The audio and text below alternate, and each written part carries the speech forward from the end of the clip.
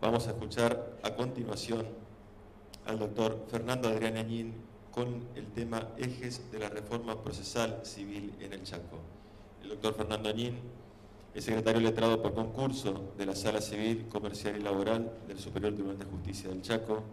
Es especialista en Derecho Procesal. Es profesor adjunto por concurso de grado y posgrado de Derecho Procesal Civil y Comercial de la UNE. Ex juez civil y comercial de Corrientes. Vocal suplente de la Asociación Argentina de Derecho Procesal. Autor y coautor de 15 libros y obras colectivas, entre los que se destacan Modernos Institutos Procesales, Recursos Extraordinarios, como así diversos trabajos en la materia. Además, es presidente del Ateneo de Estudios Procesales del Chaco y miembro fundador de la FAEP. Estimado Fernando. Bueno, buenos días nuevamente. Gracias a todos. La verdad que el auditorio que imaginábamos con el equipo del Ateneo superó totalmente nuestras expectativas. Pero como nos queda poco tiempo y vienen las exposiciones de la doctora de los Santos, de la doctora Midón, del doctor Vallejos, y después vamos a querer hacer una pequeña pausa para almorzar, voy a ir al tema que me toca hablar y lo voy a hacer de una forma muy sucinta, justamente en honor a eso. Bueno, nos toca hablar de los ejes de la reforma procesal en el Chaco y consideramos que es una oportunidad propicia por dos razones.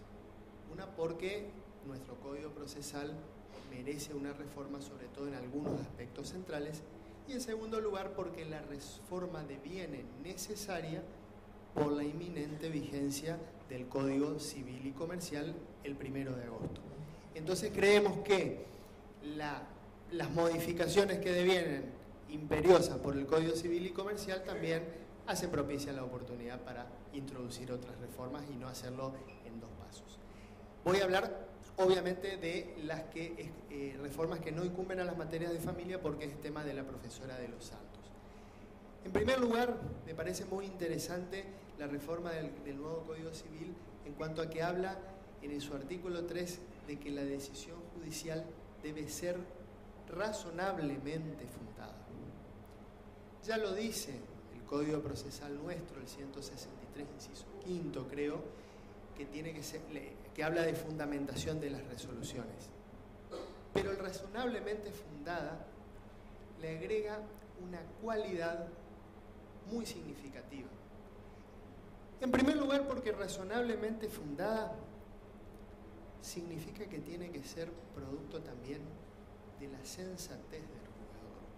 O sea, la decisión no solo tiene que estar limitada al conocimiento de los hechos en base a las pruebas que aportaron las partes y del derecho, sino a la sensatez a la que hacía mención el profesor Arasi en su exposición anterior en el caso del daño de la persona que estaba alcoholizada y hizo el cruce, digamos, del ferrocarril.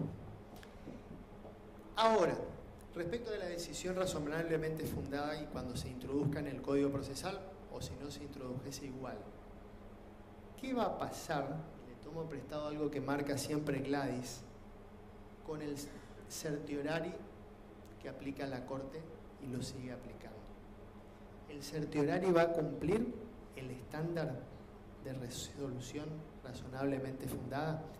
A mi juicio la respuesta es obvia. Las cargas probatorias dinámicas. En cierta manera el 338 bis de nuestro Código Procesal ya las tenemos incluidas cuando habla de que el juez en la audiencia preliminar y cuando advierte especiales exigencias probatorias, anoticiará a las partes y le dará un plazo de 5 días para que puedan ofrecer nuevas pruebas. Y también está incorporado en el 193 del nuevo Código Procesal Laboral del Chaco, que entró en vigencia el año pasado, va a ser un año, y que tiene, junto con las cargas probatorias dinámicas, otros modernos institutos como las medidas autosatisfactivas, la reposición in extremis, etcétera, etcétera.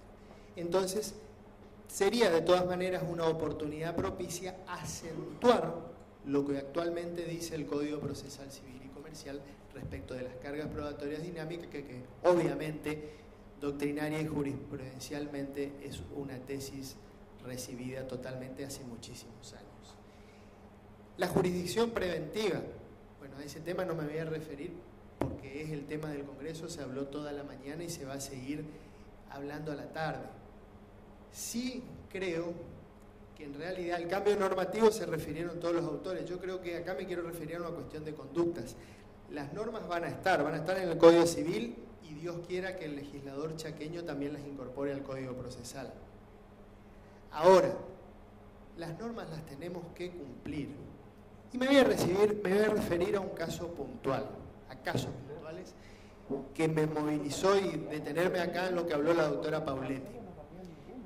El tema de la violencia de género, de la violencia familiar y de la violencia laboral. Las normas ya están. La jurisdicción preventiva en casos de violencia va a posibilitar que se impida un daño o que se sigan produciendo esas normas. Ahora, si todos los operadores no se ponen a aplicar las normas, si el interviniente, por ejemplo, en un caso de violencia, llámese asesor de menores en el Chaco a noticia, pero el fiscal no se pone las pilas, porque en definitiva la justicia penal es la que tiene que actuar, la norma vacua no va a servir para nada. Entonces llamo a la reflexión a quienes, con las normas que están y con las que se vienen, las apliquen. Si no, no sirve para nada. Como siempre dice el doctor Arasi, lo decía Eduardo Couture. El derecho puede tener un sistema de normas, pero si esas normas van a ser aplicadas por hombres, el derecho valdrá lo que valgan esas normas. Ahora, felizmente, una buena noticia para los que están en la trinchera, padeciendo esas situaciones y tratando de mitigarlas como operadores jurídicos, ahora felizmente, con el 3 de junio y con la marcha del Ni Una Menos y todo, el tema está de moda. Y lo digo felizmente porque cuando los temas están de moda hacen que se pongan en boga. Entonces los que antes a lo mejor aisladamente tenían que golpear puertas, insistir, ahora corren con viento de cola. Les doy esa buena noticia. Ahora van a pasar a ser las personas que ejercen correctamente su función. Quería hacer ese paréntesis porque me parecía importante. La oportunidad para oponer la excepción de prescripción. Acá voy muy brevemente, quiero hacer unos pantallazos nomás. Antes, en los procesos de conocimiento, la oportunidad, si había excepciones previas, era al momento de contestar la demanda. Hoy, al momento, de oponer las excepciones. Hoy, según el Código Civil, es al momento de contestar la demanda. También se modifica el procedimiento de las acciones posesorias, porque según nuestro Código Procesal, el 599, hoy se tramitan por el proceso sumario, van a pasar a tramitarse por el sumarísimo. Hay que adaptarlo. También hay que adaptar el 744 del nuevo Código Civil y Comercial, es decir, en donde se amplía la nómina de bienes inembargables. Perdón, yo no estoy pasando el PowerPoint. Perdón, y empecé por atrás encima, pero bueno, pasan esas cosas cuando uno está como coorganizador y como... y encima está cortado este PowerPoint. Bueno, hagan de cuenta que no me olvidé de nada porque tampoco estaba en ese PowerPoint. Perdón. Bueno, pero aparte hay otras reformas necesarias al Código Procesal Civil chaqueño que no devienen de la reforma del nuevo Código Civil.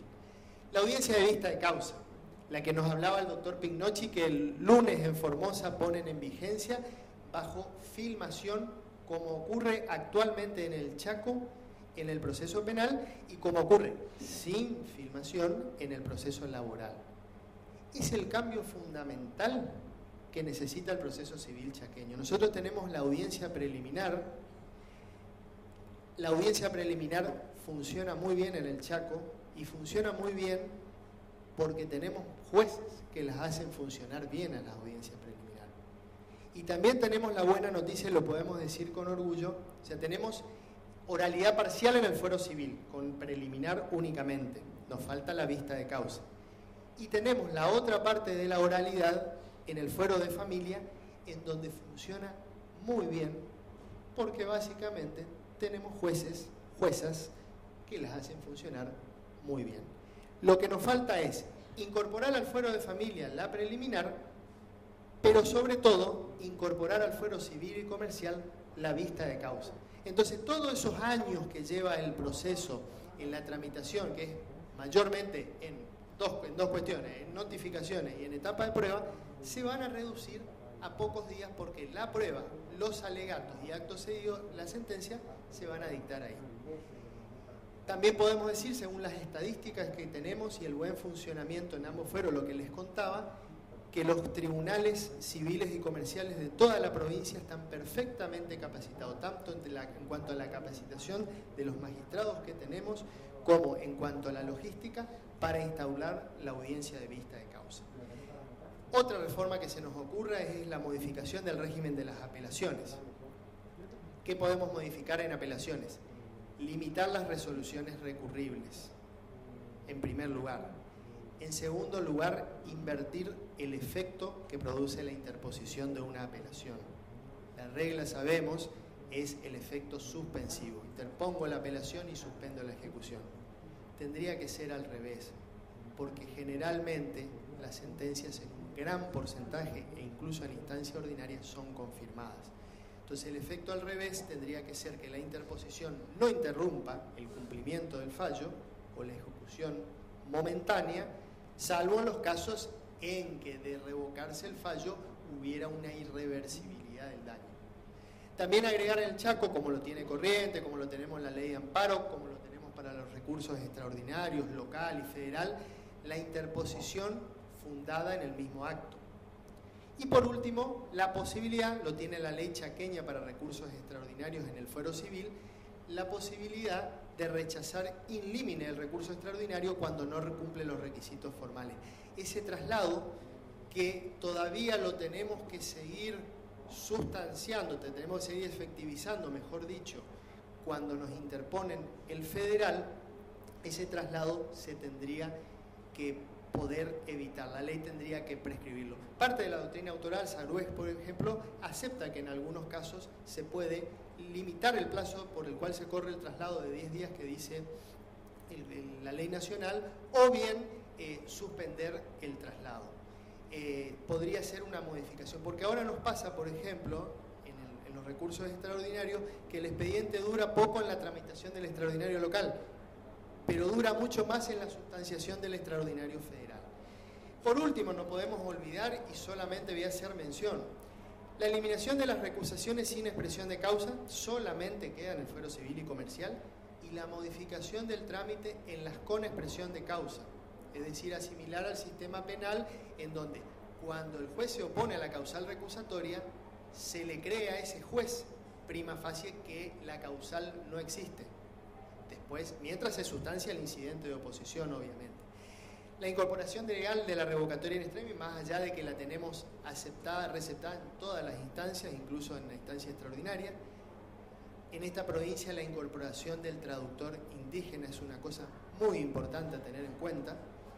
La incorporación de la declaración de parte, como la tiene el Código Procesal de Corrientes del año 2000, en vez de la vetusta confesional, que no sirve para nada.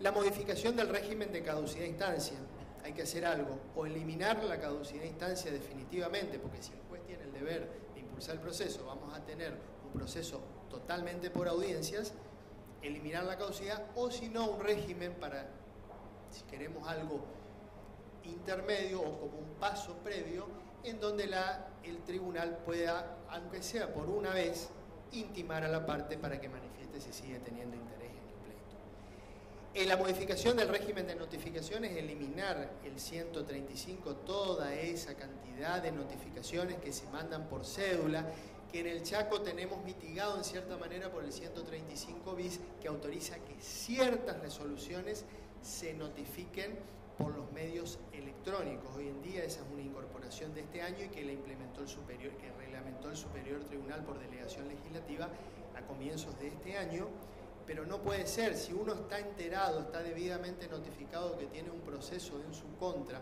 o uno es auxiliar al proceso, llámese perito, síndico, no puede ser que el tribunal tenga la carga de ir a contarle cada acto procesal que va sucediendo.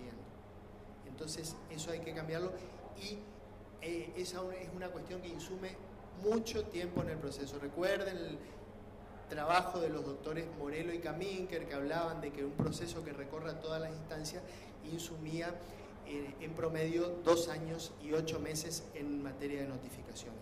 Y por último, yo creo que tenemos que arribar, como lo tenemos y funciona muy bien en el Chaco, acá está presente el señor Procurador General, el expediente electrónico también en materia civil, como ocurre en materia penal. Ya lo hacemos en cierta manera con las notificaciones electrónicas que les contaba, con la consulta de los proveídos que van saliendo, pero sin valor de notificación. O sea, el profesional se puede enterar, pero a la vez puede esperar la cédula o la notificación electrónica, y también incluso con los pagos electrónicos. Luego del primer pago se hace la orden de transferencia.